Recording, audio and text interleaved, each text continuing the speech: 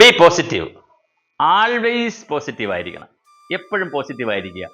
ഇത് വളരെ പ്രധാനപ്പെട്ട ഒരു കാര്യമാണ്. ഇപ്പം നമ്മളൊരു ഓഫീസിൽ വർക്ക് ചെയ്യുന്നു, തൻ്റെ സബോർഡിനേറ്റ് ആയിട്ടുള്ള ആളുകൾ ചെയ്യുന്ന എത്രയോ മണിക്കൂറുകൾ ജോലി ചെയ്തിട്ടായിരിക്കും അവർ ഒരു കാര്യമൊക്കെ ചെയ്തുകൊണ്ട് വരുന്നത്. അപ്പോൾ ചെയ്തുകൊണ്ട് വന്നാൽ തന്നെ അതിനകത്തൊരു തെറ്റ് കണ്ടു. തെറ്റ് കണ്ടു കഴിഞ്ഞാൽ ബാക്കി 100 ശരിയുണ്ട്, അല്ലെ 99 ശരിയുണ്ട്. 99 ശരി കഴിഞ്ഞിട്ട് ഒരു തെറ്റ് ചെയ്തു എന്ന് വിചാരിച്ചിട്ട് ആ ഒരു തെറ്റിനെ അങ്ങോട്ട് പൊക്കി 99 ശരിയാൻ കാണാതിരിക്കരുത്.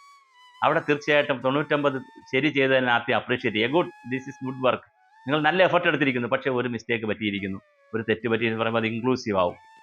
അങ്ങനെ എല്ലാ കാര്യത്തിനും പോസിറ്റീവ് ആണ്. പരാജയം എന്ന് എഴുതി നോക്കൂ, ജയം എന്ന വാക്ക് അതിനകത്തുണ്ട്, തീർച്ചയായിട്ടും ഉണ്ട്. അപ്പോൾ എല്ലാ കാര്യങ്ങളെയും നമുക്ക് പോസിറ്റീവായി എടുക്കുന്നത് എങ്ങനെ? നമ്മുടെ സംഭാഷണം, നമ്മുടെ പ്രവർത്തികൾ, നമ്മൾ മറ്റുള്ളവരോടുള്ള ആറ്റിറ്റ്യൂഡ് അല്ലെങ്കിൽ മനോഭാവം, എല്ലാ കാര്യങ്ങളിലും നമുക്കൊരു പോസിറ്റീവായിട്ടുള്ള ഒരു അപ്രോച്ച് എടുക്കാൻ കഴിയണം. പോസിറ്റീവായിട്ടുള്ള അപ്രോച്ച് എടുക്കാൻ കഴിഞ്ഞാൽ തീർച്ചയായിട്ടും നമുക്ക് അതിലൂടെ ഒരുപാട് വിജയം കണ്ടെത്താൻ കഴിയും. ഏത് കാര്യത്തിലും നമ്മൾ പരാജയപ്പെടും, അനുഭവങ്ങളായി എടുക്കുക. വിജയിക്കും, അഹങ്കരിക്കാതിരിക്കുക. എല്ലാ കാര്യങ്ങളെയും പോസിറ്റീവായി കാണണം. നമുക്ക് മഴ പെയ്തു എന്ന് വിചാരിക്കുക. മഴ പെയ്താൽ വിചാരിച്ചോണം മുമ്പിലുള്ള ഏതോ അപകടം ഒഴിവാക്കാൻ വേണ്ടി മഴ നമുക്ക് പെയ്ത് തന്നതാണെന്ന് ആലോചിക്കുക. ഞങ്ങൾ ഒരു പ്രാവശ്യം കുടുംബമായി ഒരു ടൂർ പോയി. തമിഴ്നാട്ടിലെ വനാന്തരങ്ങളിലൂടെ സഞ്ചരിക്കേണ്ടി വന്നു.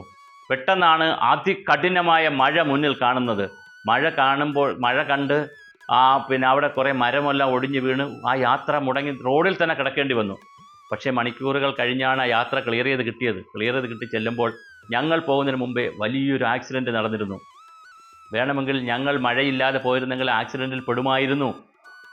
തീർച്ചയായിട്ടും തിരിച്ചു ചിന്തിക്കുക. നമുക്ക് പ്രകൃതി പലതും ഒരുക്കി വെച്ചിട്ടുണ്ട്.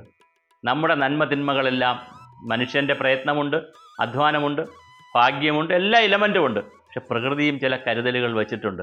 അതുകൊണ്ട് എല്ലാ കാര്യങ്ങളെയും നമുക്ക് പോസിറ്റീവായി കാണാം. ഏതൊരു വിഷയത്തെയും പോസിറ്റീവായി എടുത്താൽ വളരെ മനോഹരമായി തന്നെ നമുക്ക് മുന്നോട്ട് കൊണ്ടുപോകാൻ കഴിയും.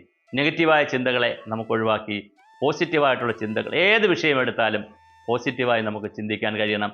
അങ്ങനെ തന്നെ കാണാൻ കഴിയുക. എല്ലാ നെഗറ്റീവും ചേർന്നാൽ പോസിറ്റീവ് ആവുമെന്നാണല്ലോ. അപ്പോൾ തീർച്ചയായിട്ടും നെഗറ്റീവ് കഴിഞ്ഞാൽ പിന്നെ പോസിറ്റീവിന് വരാതിരിക്കാൻ കഴിയില്ല. അപ്പോൾ എല്ലാ കാര്യങ്ങളെയും പോസിറ്റീവായി കാണുക. പോസിറ്റീവായി ജീവിതത്തെ സമീപിക്കുമ്പോഴാണ് കൂടുതൽ സന്തോഷവും ആനന്ദവും ജീവിത വിജയവും ഉണ്ടാകുന്നത്.